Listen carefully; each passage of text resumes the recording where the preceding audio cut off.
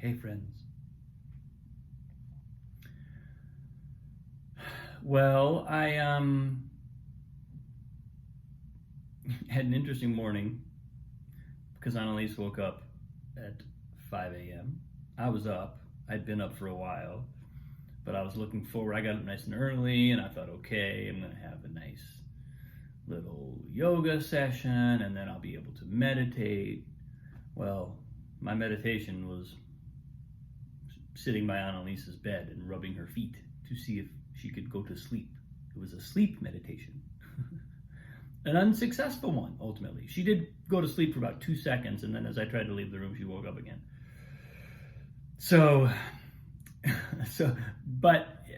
But funny enough, it's one of those things where the fact that she was then, eventually I just gave up. I was like, all right, around maybe 6:15, I was like, okay, let's just get up. And we went and played. We played a little bit, and then we went and practiced violin, which is our morning routine. And I'm learning, I've spoken about this before, but I'm learning so much from this process.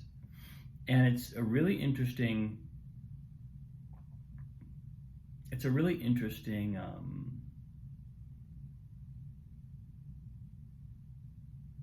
challenge, I guess, for me, because we were in her lesson yesterday and her teacher says she's doing great, everything is, and I can tell she's doing great. I have no concern.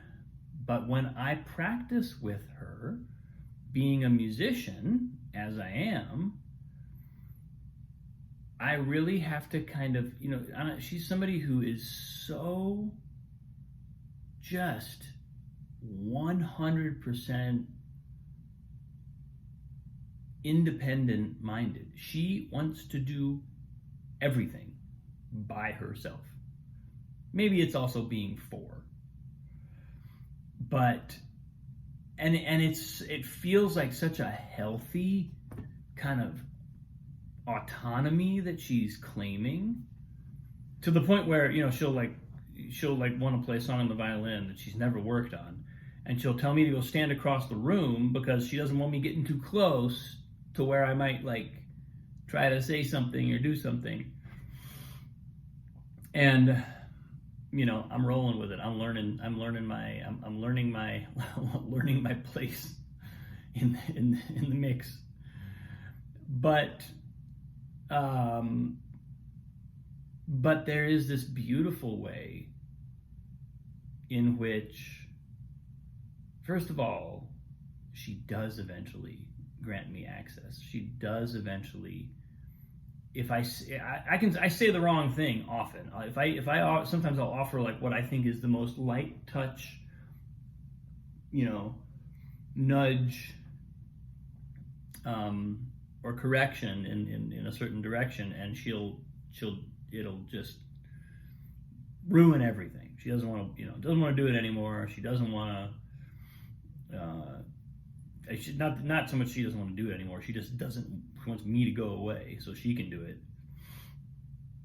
So I still get surprised every once in a while, but I'm getting better, and my touch is getting lighter.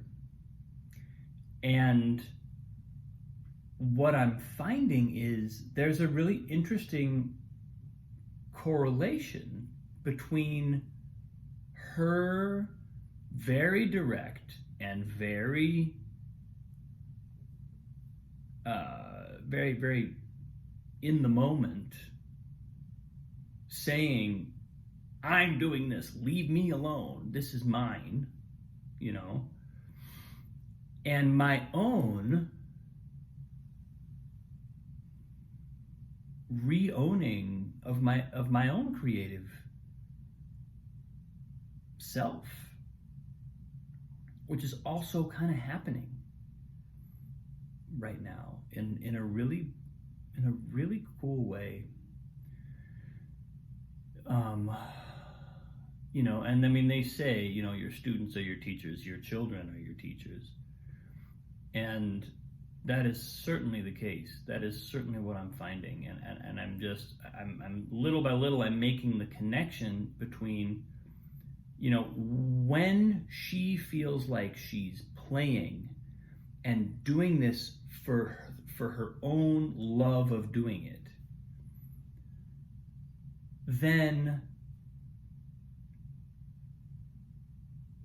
not only is that in and of itself the primary thing that we're really trying to focus on. I mean, that's especially at her age, but not even just at her age, throughout life, if we can come to an artistic craft because we want to manifest something, we want to show something, give something, express something, and not for any other reason, not because we want to be seen as being good at it, not because anybody else told us how to do it or told us that we should do it, not because we're trying to correspond to some standard.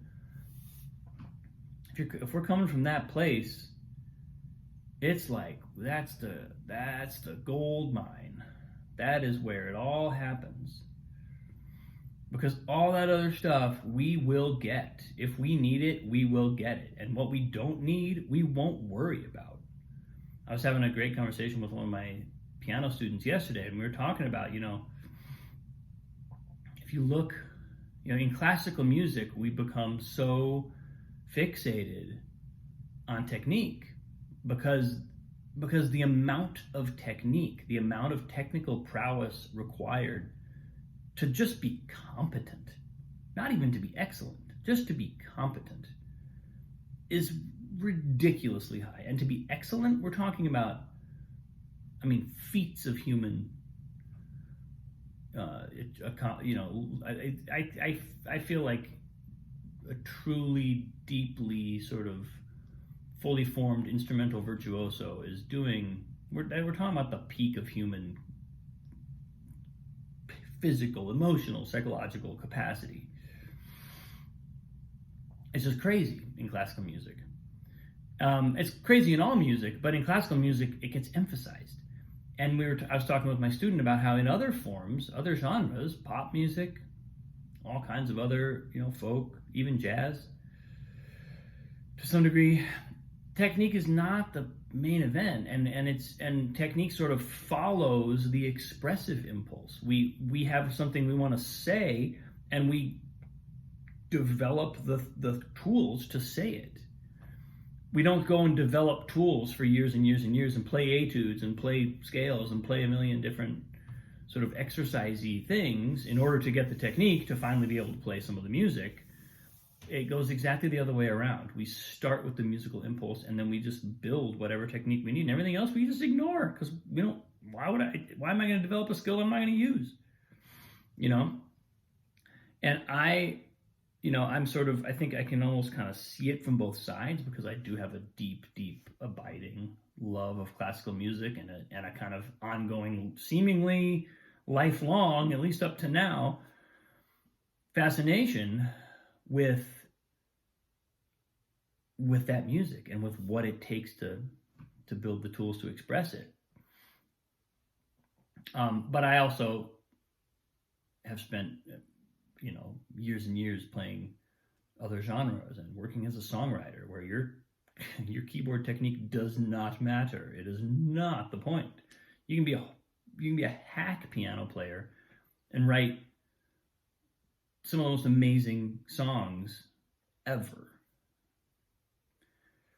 So what's kind of showing up for me is Annalise is modeling that ownership. She's modeling that sense of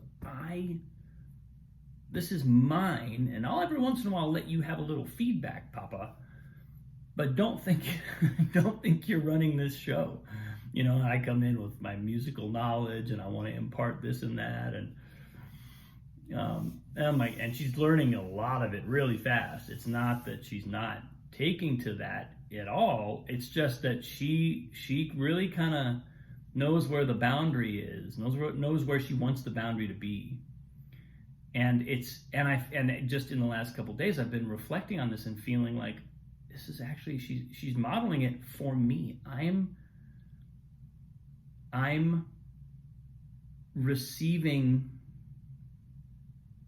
a sort of affirmation of my own ownership of my own music by working with her in this way, and by having to sort of be in relation to someone outside of myself who's so so firmly rooted in that way of doing things. You know, I was talking to her teacher yesterday, and she was basically saying, yeah, just keep her having fun. Keep her having fun. She keeps wanting to do this, she'll be fine. She's going to keep, you know, that's the main thing, is instilling a real love of this. She's got all the tools. She just needs to love it. So that's what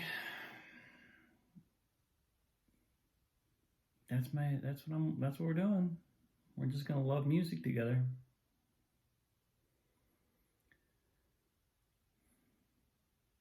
But I really appreciate what is showing up in my own musical development, my own life, my own feeling of my relationship to music as a result of that. It's really kind of impacting me and my own playing and my own thinking more than I might have expected, more than I would have known. It kind of came out of, it's just an outgrowth of this process. I'm going, oh, whoa, big, lots to see here.